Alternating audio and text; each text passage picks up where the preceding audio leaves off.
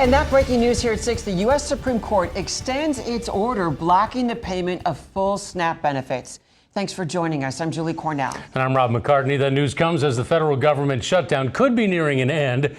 House committee members are expected to meet soon to vote on a bill, but it's not clear when people could start receiving SNAP benefits again. And even if the government reopens soon, the long delays in pay and benefits for some have already widened the cracks for the most vulnerable to fall through. That's certainly true at Lincoln's People City Mission, which saw a record number of people take refuge there during last weekend's cold snap. Capitol Bureau Chief John Grinwald takes us there.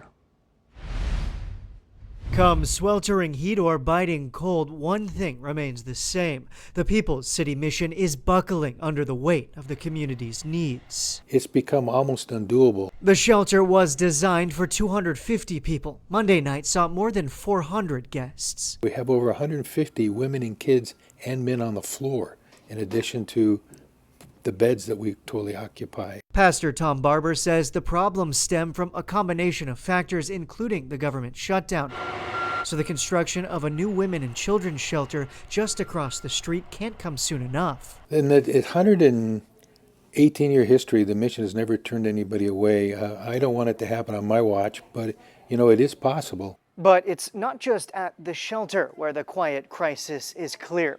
The People's City Mission Help Center has seen a surge of people in need just this last week. People are struggling to find resources to make it through everyday life. A line forms outside the doors as workers prepare to open the Help Center. Bundles of clothes and boxes bursting with toys fill racks and shelves, and in 2 hours, they're empty. I've had a family come in and cry just because I wasn't able to serve them that day because we were out of items. This past week saw 20% more people using the Help Center, which serves some food, but mostly everyday items from basic necessities to decorations. When you're struggling financially, and let's say your SNAP benefits go away, now you're having to put money into food you didn't have before.